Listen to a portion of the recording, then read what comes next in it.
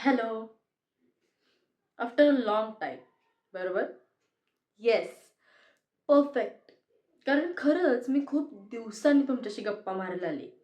काय झालं, मधल्या काळात माझ्या काही परीक्षा, प्रॅक्टिकल्स असल्यामुळे मला तुमच्याशी गप्पा मारायला वेळच मिळाला नाही. मला स्वतःलाच द्यायला वेळ नव्हता, त्यामुळे तुमच्याशी गप्पा मारायला वेळच नव्हता. इतकं असं मला काय रुखरुख लागून राहिली होती, की तुमच्याशी मी का बोलत नाहीये वगैरे. पण फायनली आज मला वेळ मिळालेला आहे. सो मी आज तुमच्याशी एका वेगळ्या आणि जरा हटके विषयावर छान गप्पा मारणार आहे.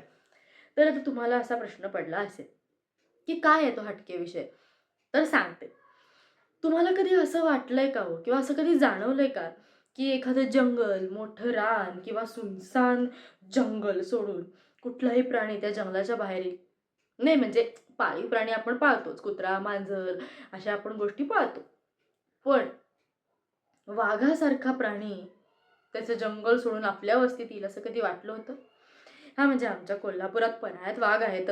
पण ते असे खुलेआम आपण फिरतो तसे रिक्षानी किंवा गाडीवरून, टॅक्सीनी वगैरे फिरत नाहीत रस्त्यावर. ते त्यांच्या त्यांच्या जंगलात, त्यांच्या त्यांच्या झाडाझुडपात राहत असतात, त्यांच्या त्यांच्या सगळ्या सवंगड्यांसोबत.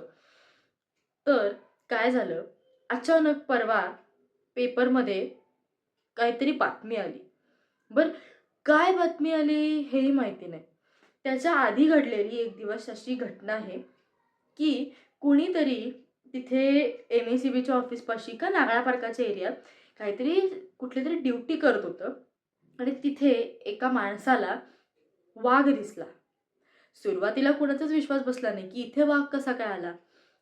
मग त्या माणसाने दुर्लक्ष केलं. तिथल्या काही वस्तीतल्या लोकांनीही दुर्लक्ष केलं. पण ज्या वेळेला सकाळी काही लोकांना वाघ तिथे दिसला, त्यावेळी मात्र आमच्या सगळ्या नागरिकांची तारांबळ उडाली होती आणि अक्षरशः खरंच वाघ आला होता कोल्हापुरात. म्हणजे ही बातमी पेपरमध्येही आली. सुरुवातीला ती अफवा वाटत होती, पण नंतर ती खरीच होती. एका चेंबरमध्ये तो वाघ लपून बसला होता आणि रेस्क्यू टीमनी त्याला 2 असे खड्डे होते आणि त्या 2 खड्ड्यातल्या एका खड्ड्यात त्याच्यावर त्यांनी काहीतरी लाकडी फळकूट टाकलं आणि दुसऱ्या चेंबरवर त्यांनी एक जाळी टाकली आणि त्या जाळीला त्यांनी थोडंसं एक भोक टाईप जे असतात, तशा पद्धतीची जी मोकळी जाळी होती. आता ऑब्व्हियसली आत वाघ लपून बसलाय म्हटल्यावर त्याला ते फळकूट टाकल्यावर गुदमरल्यासारखं होणार. नाही म्हटलं तरी त्याला बाहेर पडणं कुठून तरी वाटत असणार ना, की आपण बाहेर पडावं. आपण इथे कुठे अडकलोय? म्हणून तो इतक्या जोरात झेप घेऊन वर आला, की तो त्या जाळीत अडकला आणि फायनली रेस्क्यू टीमला किंवा वन्य विभागाला वाघाला पकडण्यात किंवा त्या बिबट्याला पकडण्यात अक्षरशः पूर्णपणे यश आलेलं आहे. हां, म्हणजे कुठल्याही प्रकारे मुक्या प्राण्यांना मारायचं नसतं वगैरे या सगळ्या गोष्टी बरोबर आहेत. त्यांनी तसं काहीच केलं नाही. त्यांनी फक्त त्याला योग्य ठिकाणी व्यवस्थित पकडून त्याच्या ठिकाणी नेऊन सोडलेलं आहे. पण मला एक सांगा, वाघाला आपल्या वस्तीत का यावंसं वाटलं? एक्झॅक्टली. वाघ आपल्या नाही, आपण वाघाच्या वस्तीत गेलो. जंगलं तोडली, झाडं तोडली, की कुठल्या प्राण्याला त्यांचं घर मोडलेलं आवडेल? आपलं घर असं कोणीतरी उद्ध्वस्त केलं, मोडलं तर आपल्याला किती वाईट वाटतं?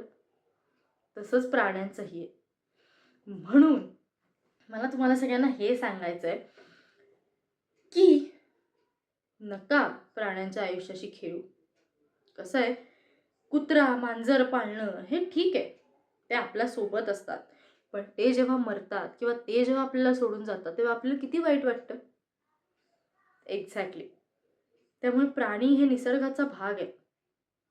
त्यामुळे त्यांच्याशी आपण माणुसकीने वागूया. किमान या बाबतीत तरी माणुसकी दाखवूया. अँड येस, अजून एक महत्त्वाची गोष्ट, माझं ना एक लहानपणापासूनचं स्वप्न आहे. मी जगातल्या सगळ्या प्राण्यांना एक वेळ घाबरेन. पण मला वाघासोबत एक सेल्फी हवा. त्या बिबट्याला मला खरंच बघायचं होतं. मला इतका आनंद झाला होता माहिती आहे. नेमका माझा परीक्षेचा पेपर मी संपवून घरी आले होते. त्याच्यानंतर दुसरा पेपर होता. मला अभ्यास करायचा होता. मला ही बातमी कळाली. मी आईला म्हटलं, "मी बघायला जाऊ का?" आई मला म्हटली, "नाही." मी म्हटलं, "अरे काहीच प्रॉब्लेम नाही आहे. तिथे गेल्यावर आपल्याला काहीच करायचं नसतं. जे काही करायचं ते वाघ करणार आहे." जोक सपाट. पण मला खरंच त्या वाघाला बघायचं होतं. माझी खूप इच्छा आहे किंवा वियर्ड फॅन्टसी म्हणता येईल तुमच्या भाषेत किंवा सगळ्यांच्याच भाषेत. पण मला वाघासोबत ना एक मस्त फोटो हवा आहे. एनिवेज, ते काही शक्य होणार नाही आणि मी आत्ता बोलतीये, पण उद्या वाघ समोर आलं तर माझीही तंत्रले. त्यामुळे एनिवेज, पण मला सांगायचा मुद्दा हा आहे की जंगलं तोडायला नको, झाडं तोडायला नको. त्यांची वस्ती त्यांना राहू दिली तर ते आपल्या वस्तीत का शिरतील? काय? So save the tigers, save animals, save trees, save jungles. एवढंच सांगते आणि या नोटवरती थांबते. तो इस शेर का खेल देखने के लिए मुझे जाना था. मी जाऊ शकले नाहीये, पण तुमच्या वस्तीत कधी असा वाघ आला तर तुम्ही काय कराल? मला तो एक रॅप आठवला. शेवटी जाता जाता सांगते, भाग भाग भाग गया शेर आया शेर, भाग भाग भाग गया शेर आया शेर. Okay, bye.